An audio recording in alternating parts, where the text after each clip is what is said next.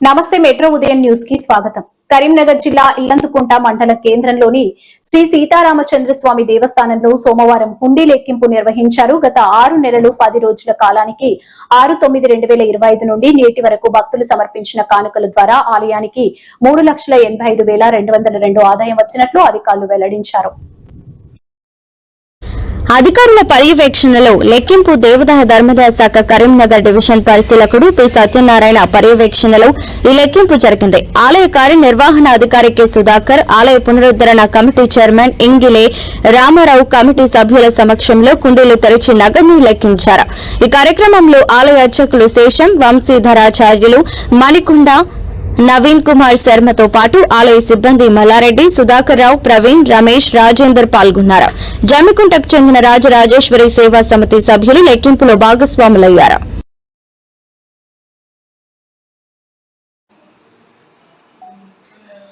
భక్తులకి నమస్కారం.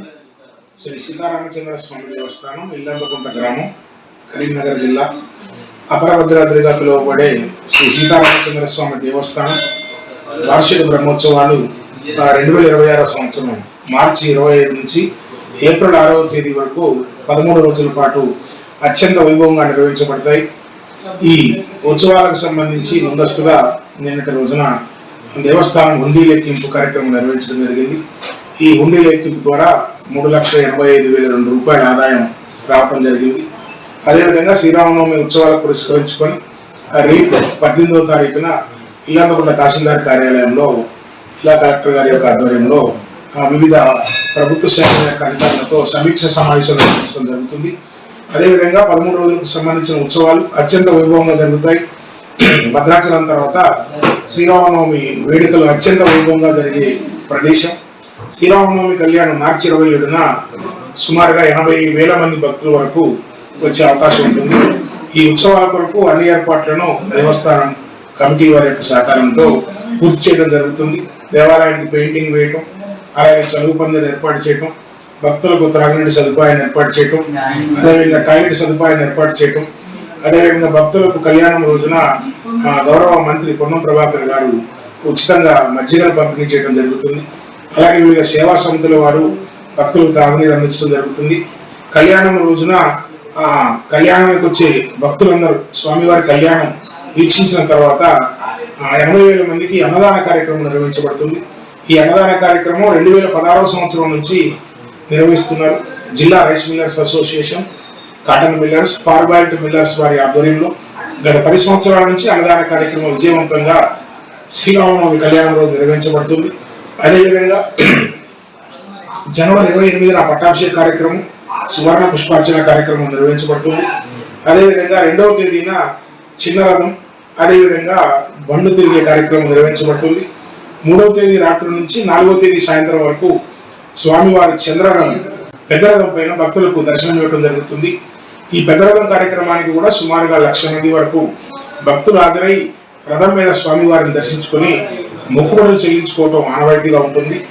అదేవిధంగా భక్తులకు ఎటువంటి ఇబ్బంది లేకుండా చలువు పందిర్లు, పెండెల్స్, తనికల పందిర్లు, అదేవిధంగా డ్రింకింగ్ వాటర్ సదుపాయం, అన్ని రకాల ఏర్పాట్లను దేవాదాయ శాఖ తరఫున పూర్తి చేయడం జరుగుతుంది. కావున ఈ 13 రోజుల ఉత్సవాలలో సమస్త భక్తులందరూ పాల్గొని స్వామివారి కళ్యాణం, రథం, ఇతర విశిష్ట కార్యక్రమాల్లో పాల్గొని స్వామివారిని దర్శించి కృపకు పాత్రలు కావాల్సిందిగా కోరుచున్నాం.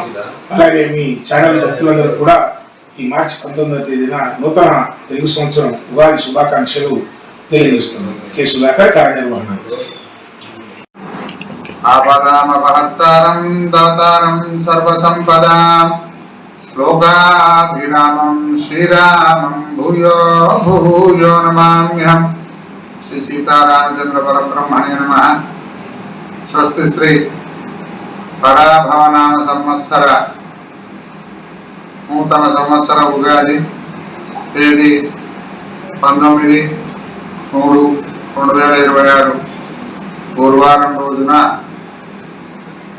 జరపబడుతున్నది.